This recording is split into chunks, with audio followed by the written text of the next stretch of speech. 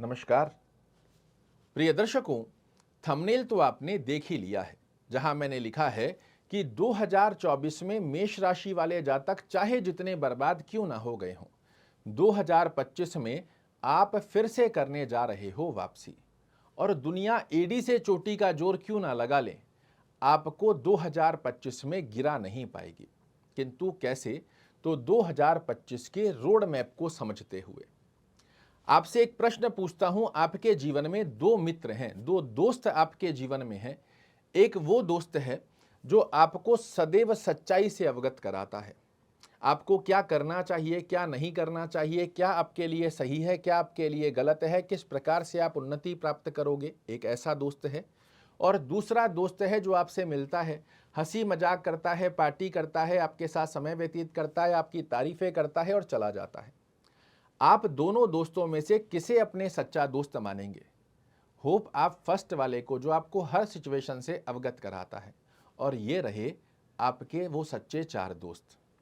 यहां आप कुंडली देख रहे हैं, यहां मैंने 9 नहीं सिर्फ 4 ग्रहों को स्थापित किया है, गुरु, शनि, राहु और केतु।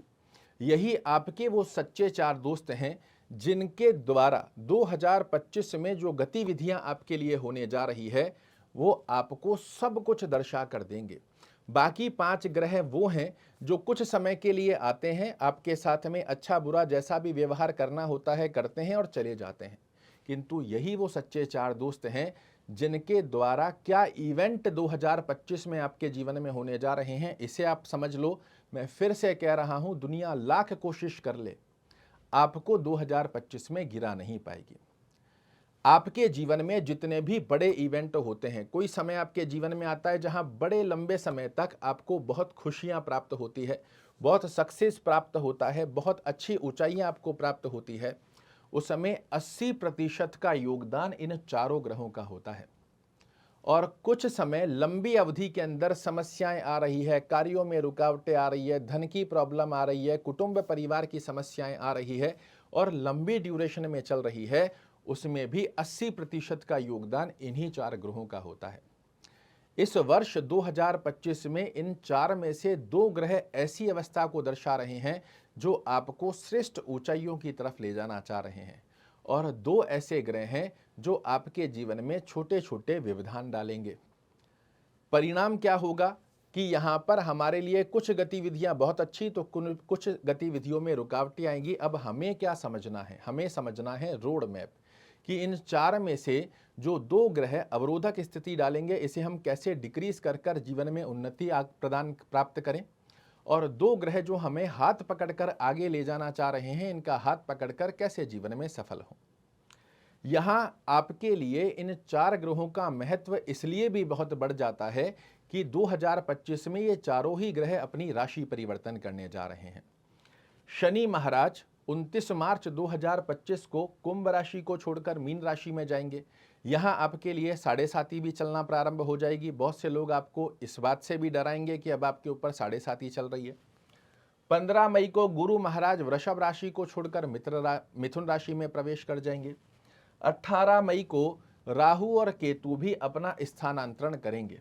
राहु महाराज कुंभ में आ जाएंगे और केतु महाराज सिंह में आ जाएंगे। अब इसे समझिए, ये रोड मैप 2025 में किस प्रकार आपको ऐसा शक्तिशाली बना देगा कि लोग चाहे जितनी कोशिश करें, आपको गिरा नहीं पाएंगे। पहली अवस्था में शनि महाराज के बारे में चर्चा करते हैं, क्योंकि शनि ही सबसे पहला राशि परिवर्तन कर रहे हैं। 29 मार्च को ये आपके द्वादश भाव में चले जाएंगे और इस स्थान पर जाकर आपके लिए शनि की साढ़े साती प्रारंभ होगी। यहाँ साढ़े साती का आपको क्या खराब फल देगी, तो इसे भी समझना जरूरी है।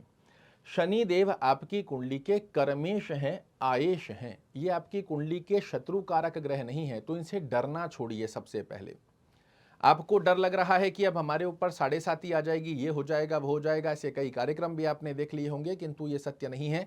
ये आपका शत्रु नहीं है, ये आपका मित्र है। और जब द्वादश भाव में जाएंगे तो इनके कुछ अच्छे फल भी आपको देखने को मिलेंगे। क्या क्या फल देखने को मिलेंगे? 29 मार्च 2025 के पश्चात एकदम से आपको जॉब के नए अवसर, नई अपॉर्चुनिटीज क्रिएट होती हुई दिखाई देंगी। जहां आप जॉब कर रहे हैं, पिछले समय में प्रयास भी कर रहे थे कि यहां से हमारे लिए जॉब कुछ अच्छे स्वरूप में बनकर आए, आपके लिए 29 मार्च के पश्चात की स्थितियां बहुत अच्छे से कार्य कर देंगी। नए व्यापार की गतिविधियां आपके लिए प्रारंभ होंगी। साथ में ही यदि आप एक्सपोर्ट इंपोर्ट से रिलेटेड कार्य करते हैं, ये स्थितियां बहुत अच्छे से आपके लिए बनकर बड़े टेंडर, बड़े ऑर्डर आपको दिला कर दे, इस प्रकार का योग बना कर देगी। यदि आप विदेश में कार्य करना चाह रहे हैं, विदेश में जॉब करना चाह रहे हैं, विदेश में बिजनेस करना चाह रहे हैं, ये स्थितियां बहुत अच्छे लाभ देती हैं। आप पहले से ही विदेश में रह रहे हैं और नया कार्य करना चाह रहे हैं या अपने पीआर की स्थिति पर विचार कर रहे हैं, ये अवस्था आपको बड़े अच्छे योग बना कर दे देगी। जॉब में किसी प्रकार का स्ट्रेस चल रहा है, आप अपना ट्रांसफर चाह रहे हो, ये स्थिति बहुत अच्छी हो जाएंगी। तो आपके कर्म क्षेत्र को लेकर शनि महाराज का द्वादश भाव में जाना बिल्कुल भी खराब नहीं माना जाएगा। ये अवस्था आपके लिए चीजों को बैलेंस करेंगी। किंतु दूसरी सत्यता क्या है, तो आपके जीवन में 29 मार्च 2025 से कुछ गतिविधियां नेगेटिव भी होंगी। पहली अवस्था में आपकी निद्रा को छीन सकते हैं शनि महाराज। आप देखेंगे कि अभी आप बहुत निश्चिंत होकर सोते हैं, एकदम से आपकी नींद में बेचैनी जैसी हो रही है, हाथ पैरों में दर्द, बॉडी पेन, एक्टिवनेस की स्थिति में कमी आ रही है। प्रोसेस जो है वो बनता तो चला तो जाएगा, किंतु थोड़ा सा स्लो हो सकता है। ये स्थिति आपके लिए बनकर आती है। शनि महाराज की तीसरी दृष्टि जब आपके द्वितीय भाव पर आएगी, इस समय में आपको 2025 में अपने रिश्तों को संभाल कर रखना होगा।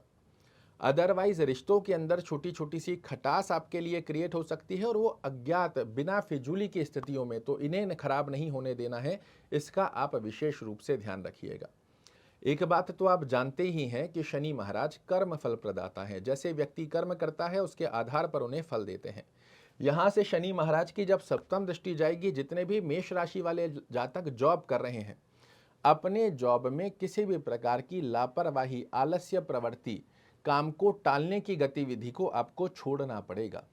अपने कर्म को सर्वश्रेष्ठ प्रधानता का स्वरूप देना आपके जीवन की उन्नतियों को दर्शा कर देगा। भाग्य दृष्टिकोण के भरोसे नहीं, कर्म दृष्टिकोण के भरोसे जीवन में सफलता हासिल करने का 2025 आपके जीवन में प्रवेश कर रहा है। देवगुरु बृहस्पति 15 मई को एक राशि परिवर्तन करेंगे, किंतु जनवरी से लेकर मई तक की स्थिति के क्या फल रहेंगे, तो ये आपको कुटुंब परिवार में यश, मान और प्रतिष्ठा दिलाते हुए पाए जाएंगे। ये आपके धन की स्थितियों को आपके पक्ष में लाकर खड़ा करेंगे। आपकी वाणी में सौम्यता का स्वरूप जनवरी से लेकर मई की स्थितियों में प्रदर्शित करते हुए पाए जाएंगे। किसी भी प्रकार की शुभत्व, मांगलिक गतिविधियों को आपके जीवन में प्रवेश करवाएंगे नए साल में देवगुरु बृहस्पति। आपके घर में भौतिक सुखों की स्थिति में वृद्धि करेंगे। आप अपने घर खरीद रखा है, उसे रिनोवेट कराना चाह रहे हैं, रंग रोगन की स्थिति कराना चाह रहे हैं, इसके अच्छे अवसर बना कर देंगे। कोई नई गाड़ी खरीदना चाह रहे हैं, नया ऑफिस खरीदना चाह रहे हैं, नया घर खरीदना चाह रहे हैं, इसके श्रेष्ठ कारक लाभ आपके लिए बना कर देंगे। जॉब चेंज करना चाह रहे हैं, इसकी अच्छी अपॉर्चुनिटीज आपके लिए बना कर देंगे। जनवरी से लेकर मई की ड्यूरेशन के अंदर देवगुरु बृहस्पति आपके उन कार्यों को पूर्ण करेंगे क्योंकि आपकी कुंडली के भाग्येश हैं और अब राशि परिवर्तन करने जा रहे हैं, तो ये बाध्य होते हैं आपको जाते समय में कुछ विशेष उपहार देने के लिए। किसी कार्य में रुकावटें लगातार आपके लिए बनी हुई थी, आप देखेंगे जनवरी से लेकर मई की ड्यूरेशन में एकदम से वो कार्य आपके पक्ष में आ गए जिनकी आप उम्मीद छोड़ चुके थे। इसी के साथ में आय में वृद्धि करना और कोई भी विशेष मनोकामना आपके पक्ष में बनाकर देने की स्थिति देवगुरु बृहस्पति भी आपके लिए निर्मित कर रहे हैं। किंतु 15 मई को जब ये राशि परिवर्तन कर कर पराक्रम में आ जाएंगे, यहां से फिर आपको सजग हो जाना है। ये क्या है? ये पराक्रम भाव है। आपके पराक्रम, आपके कर्म क्षेत्र के बिलीव, आपके मेहनत के रिजल्ट निकालने की स्थिति साधारण तरीके से ना आपको वर्ष 2025 में शनि देंगे और ना ही वर्ष 2025 के अंदर देवगुरु बृहस्पति। मई तक की स्थितियों को बना रहे हैं, किंतु उसके पश्चात सीधी सीधी सी गणना है। मैंने आपको कहा ये आपके वो 4 सच्चे दोस्त हैं जो आपको सच्चाई से अवगत कराते हैं। इस स्थान पर आकर देवगुरु बृहस्पति का आपके लिए क्या संदेश होगा कि मेहनत आप करो, पसीना बहाओ, अपने लक्ष्य को साधने के लिए जी तोड़ मेहनत करो, मैं आपके साथ खड़ा हूं। मेहनत करो, रिजल्ट और परिणाम देने की स्थिति का योग मैं आपके लिए बना कर दूंगा। दाम्पत्य जीवन, इस स्थान पर 15 मई के आने के पश्चात में दाम्पत्य जीवन की स्थितियों को अच्छा कर देंगे। जिन कन्या बालकों के विवाह की उम्र हो चुकी है, विवाह में विलंब देखने को मिल रहा है, उनके लिए बड़ा अच्छा ये योग बनकर आ जाएगा। भाग्य का साथ दिलाते हुए। मैंने कहा आपको कर्म भरोसे रहना है, भाग्य भरोसे नहीं, किंतु कर्म से ही आप अपने भाग्य का निर्माण करो। ये भी एक संदेश देवगुरु बृहस्पति का आपके लिए बनकर आ रहा है। और भाग्य, मेहनत, कर्म के साथ साथ में आपकी आय में वृद्धि और डिजायर्स को पूर्ण करने की बाध्यता भी ये दोनों ग्रह आपके लिए लेते हुए पाए जाएंगे। यहाँ देवगुरु बृहस्पति आपकी कुंडली के अति योग कारक ग्रह हैं। ये सदैव बाध्य होते हैं आपके लिए शुभत्व फल देने के लिए, अगर इनका प्लेसमेंट आपकी कुंडली में अच्छा बना हुआ है। तो कर्म को आप भाग्य भरोसे से हटाकर करो और फिर उस कर्म में देवगुरु बृहस्पति आपका भाग्य स्वरूप में साथ देंगे। 18 मई को जब राहु और केतु राशि परिवर्तन कर लेंगे तो एक बहुत बड़ा चमत्कार मेष राशि वाले जातकों के लिए जीवन में होने जा रहा है। अब तक जो राहु महाराज पिछले 18 महीनों से आपके पैर में बेड़ियां लगाकर बैठे हैं, वो बेड़ियां आपकी खुलने जा रही है। जैसे ही राहु आपके एकादश भाव में आएगा, ये इनका कारकत्व भाव होता है और अपनी मित्र की राशि में आ रहे हैं, आपके लिए एकदम से जीवन में एक स्पाइक देखने को मिलेगा जो आपको श्रेष्ठ ऊंचाइयों की तरफ लेकर जाता है। जॉब में एकदम से बहुत अच्छा इंक्रीमेंट हो गया, व्यापार के अंदर कोई बड़ा टेंडर आपको मिल गया, बड़े भाई बहनों से अच्छा सहयोग मिल गया, छोटी मोटी कोई बीमारियां देखने को मिल रही है, अभी तक फिजूल के खर्चे, सेविंग में प्रॉब्लम देखने को मिल रही थी, वो आपके लिए बड़ी अच्छी अवस्था का योग बनाकर दे देगी। आपकी डिजायर्स छोटी छोटी नहीं, बड़ी बड़ी डिजायर्स को पूर्ण करेंगे राहु महाराज। देखिए कितना कमाल है कि 18 महीनों से ये हमारा कंठ पकड़कर खड़े हैं और अब जब ये अपने मित्र के घर में आएंगे तो आपके लिए बहुत बड़े बड़े उपहार देते हुए पाए जाएंगे। यही है ग्रहों का खेल, और इस रोड मैप को आप जब समझ लेते हैं तो सारी चीजें आपके पक्ष में बनकर आती है। यहाँ केतु महाराज जब आपके पंचम में आ जाएंगे तो केतु का फल आपके लिए अच्छा नहीं रहेगा। इसीलिए मैंने कहा वर्ष 2025 में इन 4 मित्रों में से 2 मित्र आपके लिए बहुत अच्छी ऊंचाइयां देने की स्थिति बना रहे हैं, गुरु महाराज और राहु महाराज। 2 ग्रह आपके लिए डिले करेंगे, उनको समझकर उनको डिक्रीज करना है तो वो भी बस थोड़ा सा और रुकिए, आपको सभी को समझा देता हूं। जैसे ही केतु महाराज आपके पंचम भाव में आएंगे, आपके स्टमक से रिलेटेड एसिडिटी, गैस्ट्रिक, डाइजेशन, इस प्रकार की स्थिति का योग, पेट से संबंधित छोटी मोटी समस्या देखने को मिल सकती है।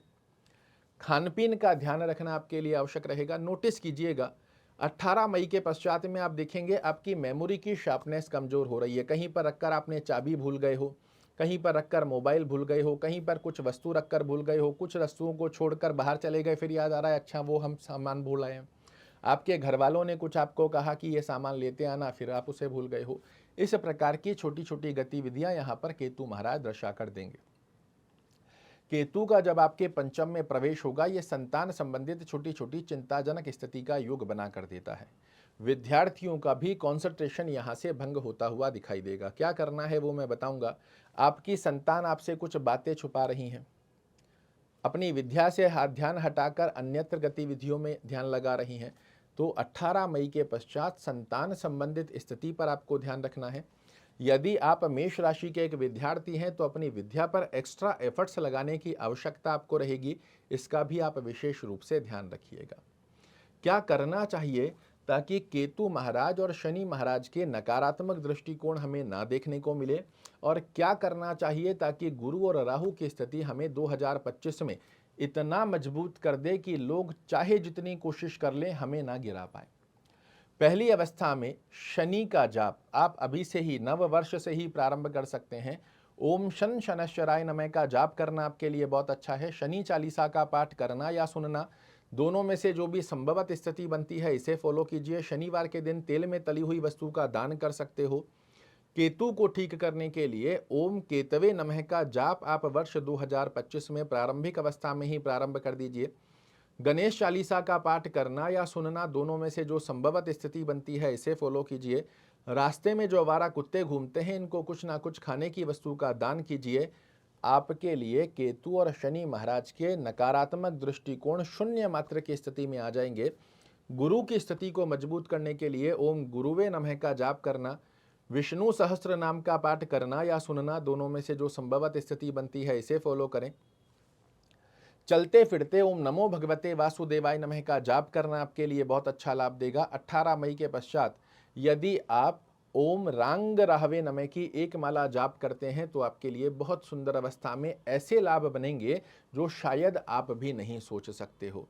तो ये है आपके लिए 2025 का वो रोड मैप जिसे आप समझते हुए शनि केतु को बैलेंस कर कर चलोगे, गुरु को और राहु महाराज की स्थिति को मजबूत करते हुए चलोगे, आपके लिए बेहद सुंदर गतिविधियों में लाभान्वित योग प्राप्त होंगे। यहाँ शनि खराब नहीं करेगा। मैं फिर से बता दूं, शनि आपका शत्रु नहीं है, इनका प्रयोजन है, इनका नाम ही शनि है। शनि अर्थात धीरे धीरे ये आपको सब कुछ देंगे, किंतु अवस्थागत स्वरूप में नींव मजबूत करते हुए आपकी कर्म दक्षता के आधार पर।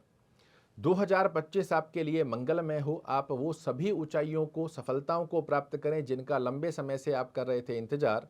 आशा करता हूं मेरे द्वारा दी गई ये जानकारी आपको पसंद आएगी। कल फिर से एक नई जानकारी लेकर आपके सामने उपस्थित होऊंगा। तब तक के लिए नमस्कार।